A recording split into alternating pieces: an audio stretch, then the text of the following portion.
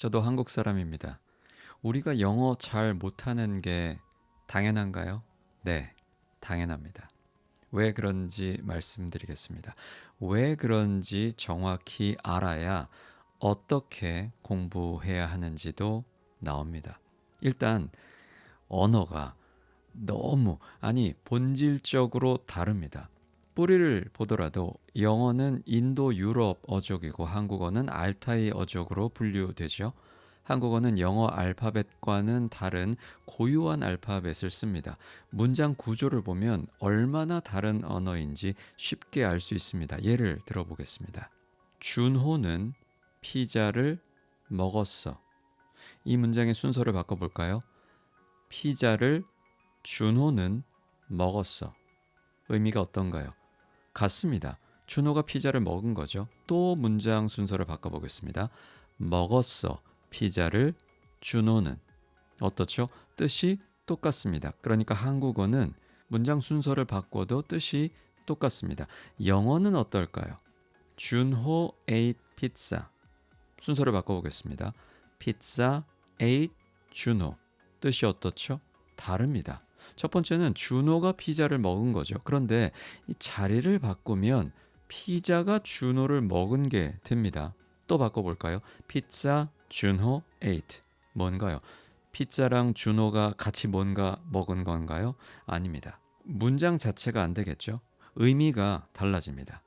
그러면 이런 큰 차이를 가져오는 이유가 뭘까요? 한국어에는 있고 영어에는 없는 것, 바로 조사입니다. 어떤 단어라도 한국어에서는 은, 는, 이, 가가 붙으면 문장에서 어디에 쓰이던 간에 어디에 놓던 간에 주어가 됩니다. 준호는 하면 문장 어디에 오든 무조건 주어입니다. 을이 붙으면 목적어가 되죠. 피자를 하면 문장 어디에 오든 앞에 오든 뒤에 오든 무조건 목적어입니다. 한국어에선 준호라고만 하면 이게 주어인지 목적어인지 보어인지 알 수가 없습니다. 조사가 꼭 붙습니다. 물론 순서에서는 더 자연스러운 문장이 있지만 뜻 자체가 달라지지는 않습니다. 하지만 영어에는 조사가 원래 없습니다. 그럼 주어와 목적어, 서술어 등을 뭐가 결정할까요? 바로 문장에서의 위치입니다. 서술어를 기준으로 문장 맨 앞에 오면 주어, 그러니까 주어의 자리죠. 동사, 즉 서술어의 뒤에 오면 목적어 또는 보어가 됩니다. 위치에 따라 의미 자체가 달라집니다. 이런 구조적인 큰 차이 때문에 저를 비롯한 한국 사람들은 문장의 순서에 태생적으로 예민하지 않습니다. 태어나서 말을 하기 시작하면서부터 자연스럽게 형태에 집중하게 되죠. 그래서 영어를 공부할 때도 문장의 구조나 위치보다는 형태에 집중하기 때문에 한국 선생님들이 기술한 많은 영어 문법 책들을 보면 그 목차를 보면 알 수 있습니다. 형태를 따라 기술해 갑니다. 투부정사, 동명사, 분사, 조동사, 시제 등등등. 우리가 태생적으로 갖고 있는 그 방식대로, 즉 구조가 아니라 형태에 집중하기 때문에 그런 거죠. 한국 사람들에게는 영어가 어렵습니다. 잘 못하는 게 당연합니다. 유명한 원어민 강사가 말하더군요. 한국 사람들 머릿속에서 하고 싶은 말을 떠올리고 영어로 바꾸고 번역하듯이 그렇게 말하면 절대 영어 늘지 않는다고, 영어식으로 먼저 말해야 한다고 말합니다. 그걸 우리도 모르지 않습니다. 그러고 싶죠. 그런데 언어 자체가 다른데, 머릿속의 구조 자체가, 로직 자체가 다른데 그렇게 하고 싶다고 한 번에 됩니까? 안 됩니다.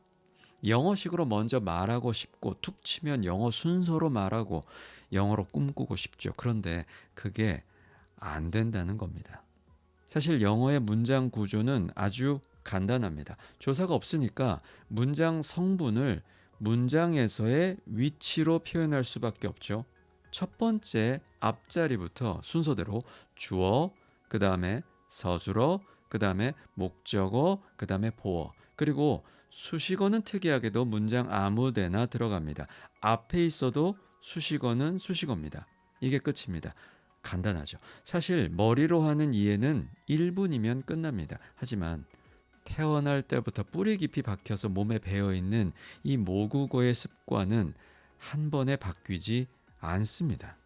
그렇게 쉽게 바꿀 수 있는 거였으면 한국 사람들 중에 영어 못하는 사람은 아마 아무도 없었겠죠.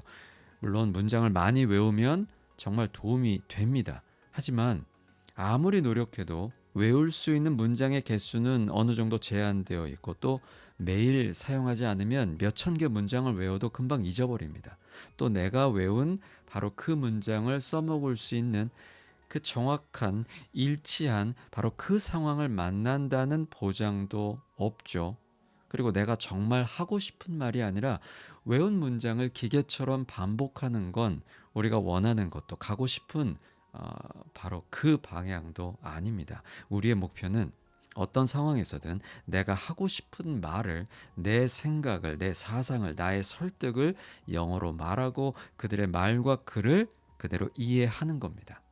머리에서 한국어식의 구조가 아니라 영어식의 구조로 로직을 바꾸는 유일한 방법은 오직 거기에 익숙해지는 겁니다. 즉 반복적인 훈련을 하는 것뿐이죠. 결국 모국어 습득과 같은 원리입니다. 이것은 암기와는 다른 겁니다. 처음에는 머리로 이해하고 다음 단계는 두뇌가 아니라 몸에 익숙하게 만드는 것, 즉 몸에 체화시키는 과정이 필요한 거죠. 처음에는 한국어로 자연스러운 말을 구조적으로 자연스러운 영어로 바꾸는데 시간이 좀 걸릴 수 있습니다. 하지만 이 훈련을 반복하다 보면 점점 그 순간이 계속 짧아지고 결국 곧 한국어를 바꾸지 않고 바로 영어 구조로 말을 만들어내게 됩니다. 이게 바로 우리의 목적지입니다. 예를 들어서 이 훈련에 대해서 말씀드리죠. 어제 네가 수영장에서 수영하는 거 봤어. 이 문장을 영어로 어떻게 말할까요? 첫 단계는 한국어 말 자체를 영어 말 구조로, 그러니까 그 순서로 재배열하는 겁니다. 영어 구조는 어떻죠? 다시 한번 주어, 서술어, 목적어, 보어 순서죠. 수식어는 아무데나. 그럼 먼저 주어. 여기에는 없습니다. 생략된 거죠. 한국어는 생략될 수 있습니다. 내가 하는 말이니까. 하지만 영어는 주어가 꼭 있어야 합니다. 그래야 문장이 성립됩니다. 주어는 나는. 그 다음에 서술어. 동작이 뭐죠? 봤어. 다음은 목적어입니다. 누구요? 네가. 그 다음은 보어. 수영하는 것. 내가 수영하는 게 아닙니다. 네가 수영하는 겁니다. 다음은 수식어입니다. 수식어는 보통 시간, 장소, 방법, 이유 등등의 부가적인 정보입니다. 문장에 사실 없어도 되는 거죠. 수식어는 뭘까요? 어제, 그리고 수영장에서. 재배열만 빨리 제대로 되면 이제 거기에 해당하는 단어만 넣으면 끝나죠. 입에서 막 떠오르지 않나요? Yesterday, I saw you swimming in the pool. Yesterday, I saw you swimming in the pool. 이겁니다. 또 말에서 다른 게 있죠. 사막, 후식, 컴퓨터. 한국어는 이렇게 모든 단어의 모든 글자가 하나하나의 음절입니다. 그리고 액센트, 강세, 리듬이 없습니다. 사막, 후식 이렇게 말하지 않죠. 하지만 영어는 반대입니다. 모든 글자가 음절이 아닙니다. 몇 개씩 묶여서 하나의 음절을 만들고 액센트가 있습니다. 리듬이 있죠. 이 차이 때문에 영어가 우리 귀에 잘 안 들립니다. 예를 들어 볼까요? Desert, desert. 뭐가 뭐죠? 첫 번째, desert. 이건 사막입니다. 두 번째는 dessert. 후식이죠. 원어민들은 절대 우리를 위해서 한 음절씩 dessert, dessert라고 말해 주지 않습니다. 그렇게 말을 못하죠. 원래 액센트가 기본으로 있는 언어라서 그 리듬이 있기 때문에 문법 용어로 하면 슈아 현상이 일어납니다. 슈아 현상은 강세가 없는 모음들은 파닉스 법칙대로가 아니라 이렇게 발음되곤 합니다. Desert, dessert 이렇게 되는 거죠. 액센트로 의미가 달라지는 겁니다. 액센트 자체가 없는 한 번도 써본 적이 없는 한국 사람들, 우리들은 안 들리는 거죠. 뭐가 다른지, 왜 우리만 어려운지 정확히 알아야 또 어떻게 해야 하는지가 나옵니다.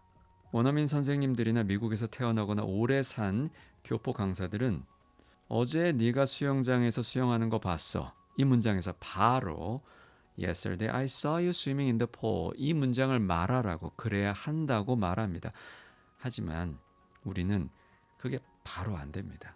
5살 이후론 언어를 자동으로 습득하는 특별한 기능 자체가 두뇌에서 없어졌고 평생 뿌리 박힌 한국어 구조 자체가 영어 구조와 다릅니다. 그러니까 구조적인 문법, 구조의 문법을 익히고 재배열 단계를 먼저 거쳐야 합니다.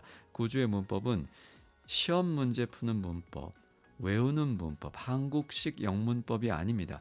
주어가 뭔지, 주어 자리에 뭐가 들어가는지 모든 경우의 수를 아는 거죠. 서술어가 뭔지, 그리고 서술어에 들어가는 모든 동사들의 어떤 특성과 변화가 있는지 아는 겁니다. 목적어에 들어가는 모든 경우의 수, 보어에 들어가는 모든 경우의 수, 수식어가 뭔지, 그리고 거기에 들어가는 경우의 수만 알면 됩니다. 들어보면 굉장히 많은 것 같죠? 그런데 그 경우의 수가 사실 몇 개 없습니다. 제일 많은 주어만 해도 몇 개 안 됩니다. 그리고 내가 하고 싶은 말을 재배열하는 거죠. 그렇게 재배열하는 연습을 하다 보면 그 재배열 시간이 점점 짧아지게 됩니다. 어느 순간 이 재배열 단계를 자연스럽게 건너뛰는 상황이 되는 거죠. 그때가 되면 바로 어제 내가 수영장에서 수영하는 거 봤어. 이 문장을 만들 때 Yesterday I saw you swimming in the pool. 이게 나오게 되는 겁니다. 그러면 아는 단어들로 조합을 만들면 내가 하고 싶은 말, 외운 문장이 아니라 내 사상을, 내 감정을 말하게 되는 겁니다. 이게 하고 싶은 말 다 하게 해주는 영문법입니다. 결국 영어 패턴 훈련이 목적지로 가는 가장 쉽고 가장 빠른 길입니다. 지금까지 영표원이었습니다.